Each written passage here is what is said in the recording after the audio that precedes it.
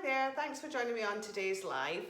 Today we'll be talking about this week's blog, in which I kind of spent a bit of time kind of musing about the recent pandemic and the implications of the pandemic, and whether or not the pandemic was a black swan, and whether or not and kind of how we as a population need to, I suppose, work together to make sure that the next incident or virus or whatever it is that heads our way doesn't kind of take hold as securely as the recent pandemic.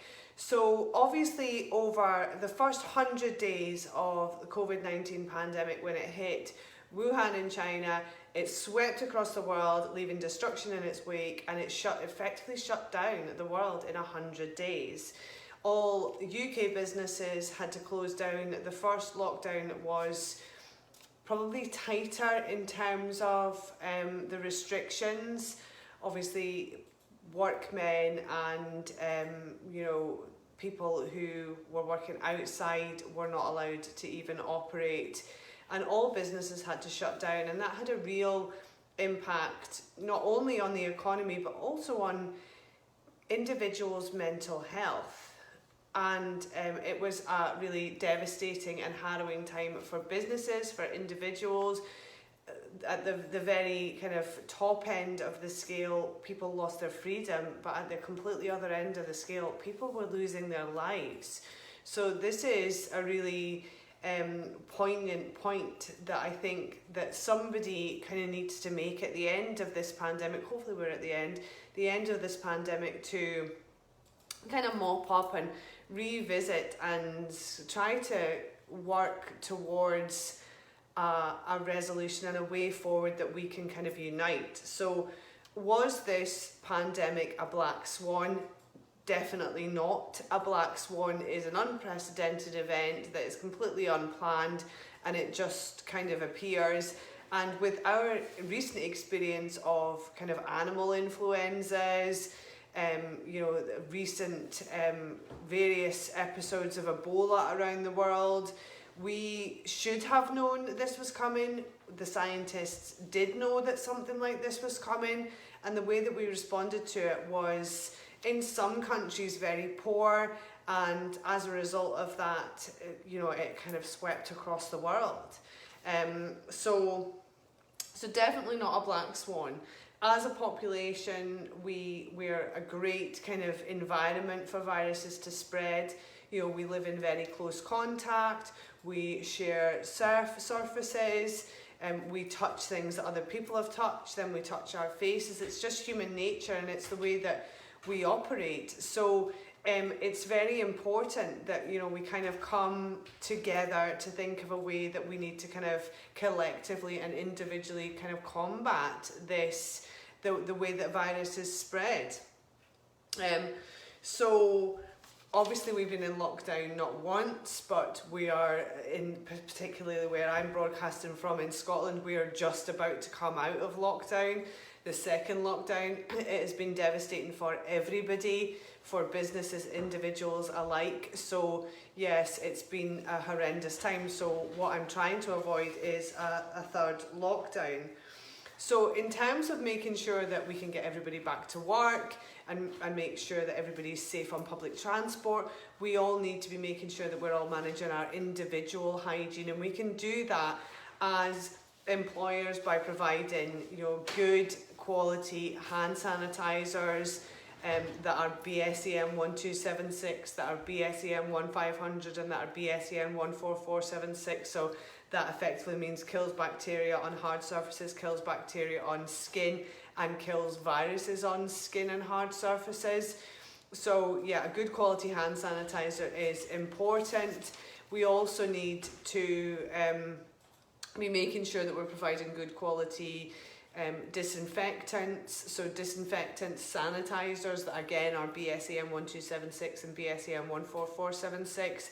Within my blog that you can find on the Astral Hygiene website in the blog section at the top, I've created a blog this week called Are We Ready for Hygiene 2.0? So And and what I mean by Hygiene 2.0 is a more thorough approach to hygiene, a more robust way of taking responsibility for ourselves.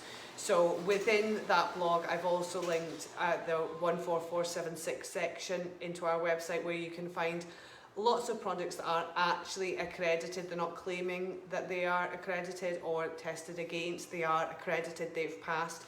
So 14476 products which will kill viruses.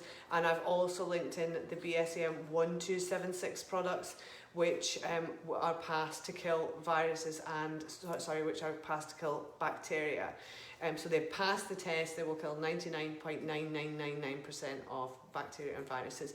And somebody's just popped them into the comments. Thank you very much. So the links for them are in the comments. So I think it's important that infection control absolutely needs to change. And, you know, before this pandemic came about, infection control was something that happened in hospitals, but now it needs to happen in our homes, in our workplace, on transport, everywhere. We need to be making sure that when we go into the supermarket, we're sanitising our hands. When we come out of the supermarket, we're sanitising our hands. Before we get into our cars, we're sanitising our hands. Just to stop transmission and to really control that, the way that virus is transmitting.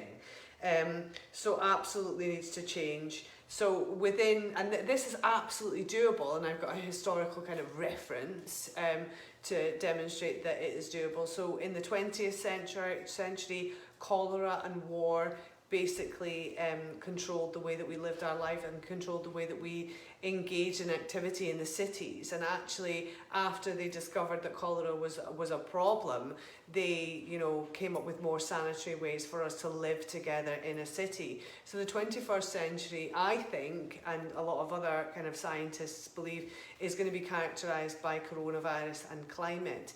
So that might be that we might have to obviously make sure that we're controlling and being responsible for our hygiene, but also it'll be about green spaces, wide open, you know, giving people space, wide doors, so more kind of eco way of living, which I think is a really attractive way for us to live. So yeah, a new strategy is absolutely required.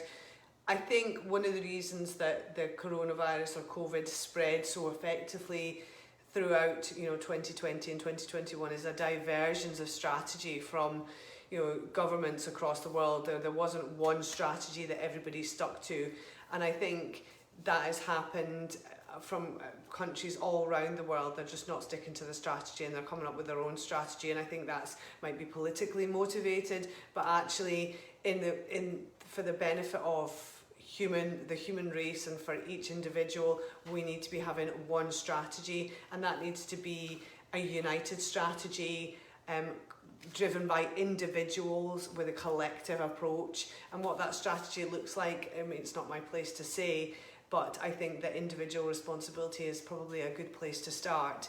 So in terms of individual responsibility and taking responsibility for the employees and for your workplaces, please come and talk to us at Astral Hygiene. Our advice and guidance is absolutely 100% free.